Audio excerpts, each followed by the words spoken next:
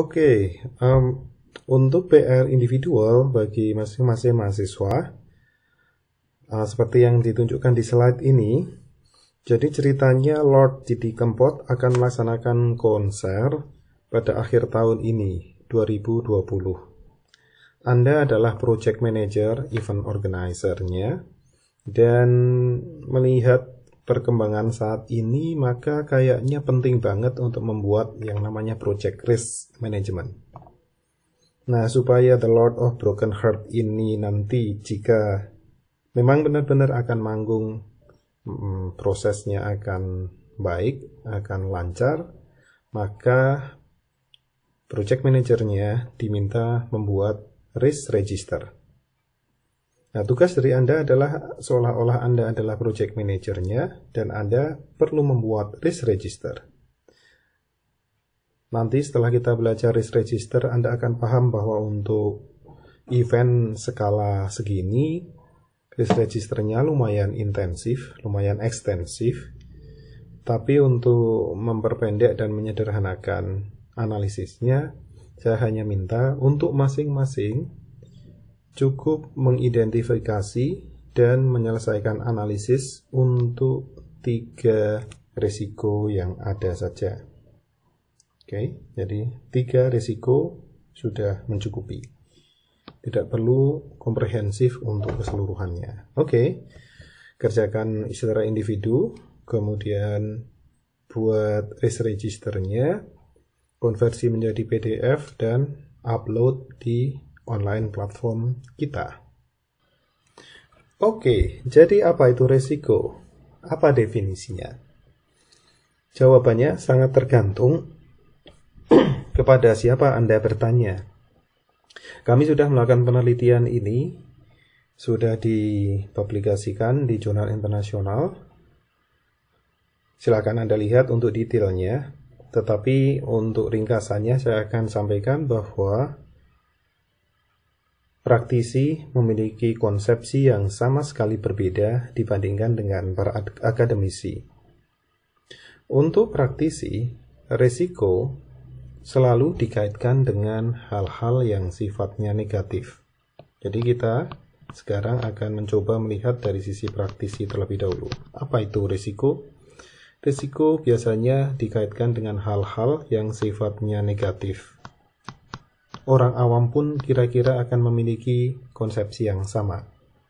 Risiko, negative things, sesuatu yang negatif. Sebagai contoh, saat seorang project manager ditanya, coba sebutkan menurut pengalaman Bapak atau Ibu 3 risiko terbesar dari pembangunan sebuah gedung. Maka yang muncul dari 3-tiganya selalu hal yang sifatnya negatif. Misalnya kecelakaan kerja, keterlambatan, over budget, dan hal-hal seperti itulah yang biasanya muncul. Yang tidak pernah muncul atau jarang sekali muncul, ini terutama rekan-rekan yang belum mempelajari secara intensif project management body of knowledge ya, yang hanya berbasis pada pengalaman, mereka selalu melihat dari sisi negatifnya. Yang kedua, dari sisi praktisi, mereka selalu melihat dari sisi outcome. Jadi, impact terhadap proyeknya. Sekali lagi, akhirnya yang muncul adalah keterlambatan, over budget, dan seterusnya. Inilah yang biasanya muncul di praktisi. Rekan-rekan praktisi yang sudah mempelajari dan memahami PMBOK biasanya akan melihat risiko dengan cara yang berbeda, dan cara pandang mereka sudah sama dengan apa yang dilihat oleh PMBOK maupun para scholars, para akademisi. Untuk PMBOK maupun akademisi, negatif risk itu tidak mencukupi. Risiko harus dilihat dari 2 sisi secara balance, negative risk dan juga positive risk. Jadi kita melihat bahwa konsepsi yang ada di project management body of knowledge itu lebih luas dibandingkan konsepsi yang masih dipakai oleh sebagian praktisi. Jadi di sini kita akan punya positive risk di samping negative risk. Bagaimana membedakannya? Negative risk biasanya dalam kurungnya adalah ancaman, sementara positive risk adalah kesempatan. Dua-duanya masuk kategori risiko. Kemudian di samping itu, jadi positif dan negatif harusnya masuk. Kemudian hal lain yang juga belum masuk di konsepsi praktisi tadi adalah bahwa di dalam risiko kita tidak hanya melihat outcome, tetapi juga melihat probability. Oke. Sehingga akhirnya sekarang kita punya konsepsi yang lebih luas terkait risiko, negatif plus positif, outcome plus probability. Sehingga begitu kita definisikan PMBOK maupun buku-buku tentang risiko, misalnya kalau Anda belajar tentang teori keputusan, akan selalu mengatakan bahwa risiko, jadi ini sekarang adalah definisi yang akan kita pakai ya. Risiko adalah ketidakpastian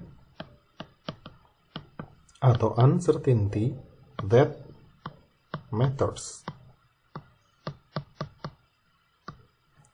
Ketidakpastian yang memiliki impact terhadap proyek kita. Uncertainty that matters.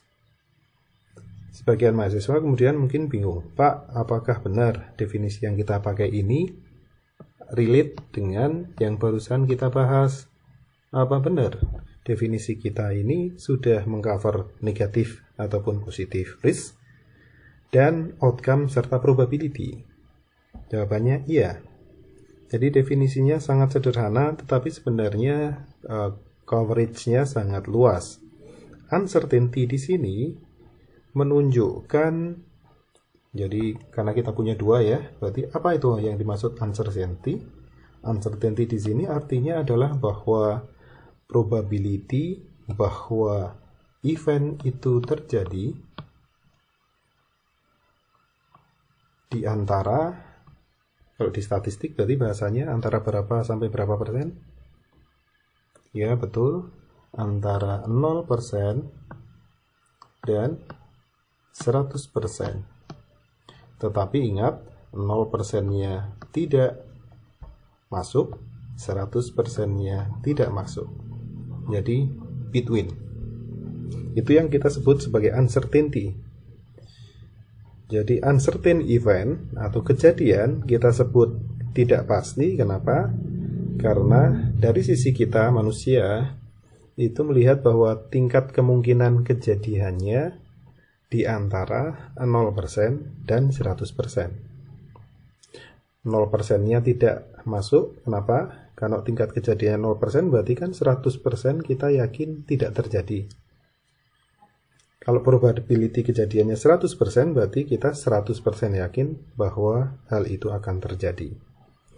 Nah, karena antara berarti masih ada ketidakpastian terkait dengan kejadian tersebut. Itu yang pertama. Sehingga di sini kalau kita kaitkan lagi dengan konsep yang di dalam kotak ini, kita tidak menyebut positif atau negatif. Dua-duanya tercover. Oke. Kedua, matters. Apa yang dimaksud dengan matters? Matters artinya adalah bahwa resiko tersebut memiliki efek atau impact terhadap proyek kita.